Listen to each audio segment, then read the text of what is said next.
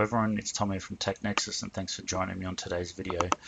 So yesterday we put our project into InfraWorks to get an idea on what it's going to look like, and as far as we're sort of concerned at the moment, it looks okay.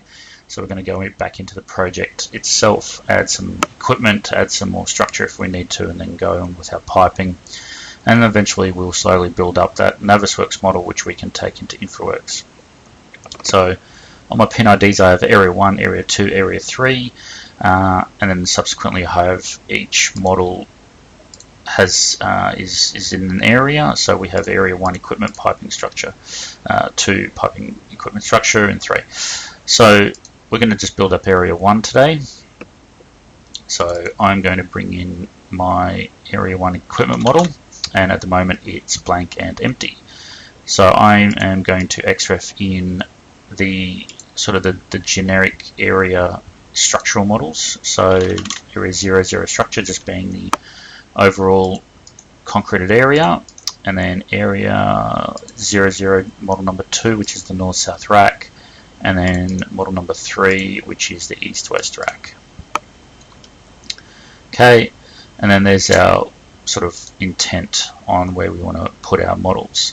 So Area 1 is going to be this bottom left corner, Area 2 is going to be the top center, and Area 3 is going to be the bottom right. Because I know I've got some quite small, thin equipment in here, but over here I am actually going to need to expand this, but we'll go through that. Once I place the tank and the pumps, then we'll upgrade this structural footing into something that will allow that size. So with the first piece of equipment, because we can't drag and drop from the p&id into the model, we're just going to put the equipment straight in from the equipment tab on the ribbon.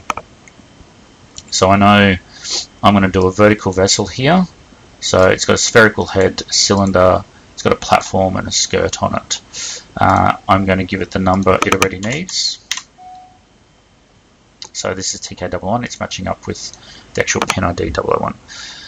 So this is 3 meter diameter, and let's make it 20 meters just to make it a bit shorter. Platform 1, it's circular, we've got railing support, and as I go through and determine where it's going to live, so H, I'm actually going to make that a bit higher. Let's make that 3 meters high. And the W value, so it's 1 meter wide for the platform. Yes, I want a ladder, and also the bottom skirt. So this is height of 1500. So accordingly, the elevation. So the way plant has the origin, it's at the bottom of that bottom cylinder. Anything below it is going to be underneath it. So we do have to raise it up a little bit. The top diameter is the same diameter as the cylinder, so 3 meters. And with plant, it's an acquisition rule, but we can override that if you want. D2 is going to be 3600 and D1 is going to be 3700, so there's going to be 50 mil extra on each side. The height is 1500, H1 for the bottom of the manway is 800, H2 is nothing, but you'll see that'll just do a circle. T thickness, so it's a 20 mil base plate thickness, and W value is the diameter of that manway. So again, it's 800 high and then 800 wide. So go create,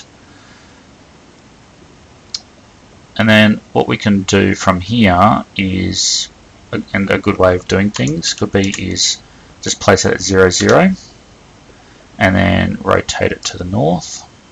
And then that way it's in sort of that origin point of our model, of our area.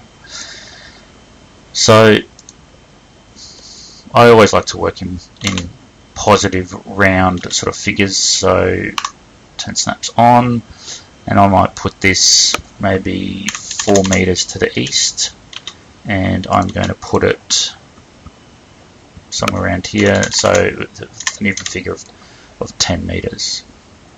So now that coordinate is at 4 and 10. So the manway, again, for now, it may or may not be in the right position, and also the platform may or may not be in the right position. That'll be something that you'll work out once you start doing the piping, wherever this platform needs to live and which way is the best way for the manway access underneath if we need to get to the bottom drain nozzle. So the next two pieces of equipment here, if we switch back to the p&id, we've got P1 and P2. So same thing, go back to my 3D model, look for the pumps. So P001. So I've got all of these values in here. I can save them as a template and I go create, and again same thing at 0, 0. And I know they're going to be facing east, so I just leave it facing to the east as normal. So again, I'm going to move these to an even number. So I know the pumps will live somewhere under the rack here. So I might even just say that they're going to be at, it's 12 meters too far. So 12 meters is going to put the nozzle basically on the center line of the structure, which we can do. I'm going to go 11 meters. So it kind of puts the motor, the middle of the pump with maybe the middle of the structure there. So I know if I go up 10 meters, that's going to put the pump smack in the middle of that vessel, but because there's two, we could always just straddle the center line. So if I come 9 meters, so that will give me a 2 meter spacing between those pumps if I'm straddling the center line of this tank. Now I don't have to go through all of that again for the second pump. I can just copy this one and I go up north 2 meters. Now what Plant is going to do is, when we look at the tag, it's going to put a question mark after it because it's doubled up on numbers, and we want this to be pump 2. And there you go.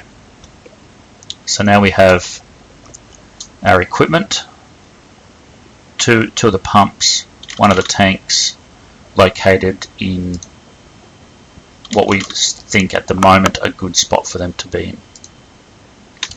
So now, if we want to keep progressing and maybe just update the ortho, so I open up my 00GA100. So then we click on, we can edit this view.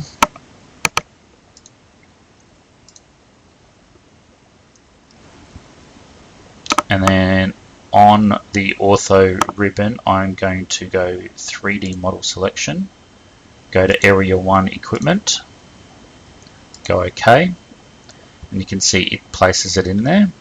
Now we're going to get the box is going to trim through that equipment there, so I'm just going to lift that up, and you can see it might be a bit hard to see on the recording, but I can lift this up a certain value, and then we're going to be able to recut that view with our new pieces of equipment in that model, and there you are.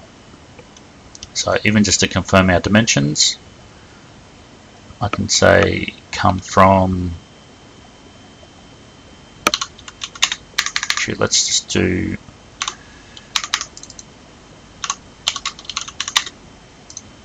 and you can see there, if we ID those points, that's at 4 meters in the X and 10 meters in the Y.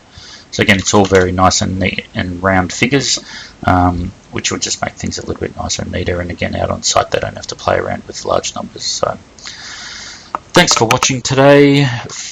Please check back tomorrow. I'll finish off these equipment models, and then we might get started into maybe a bit of piping, maybe a bit more structural. We'll see how we go.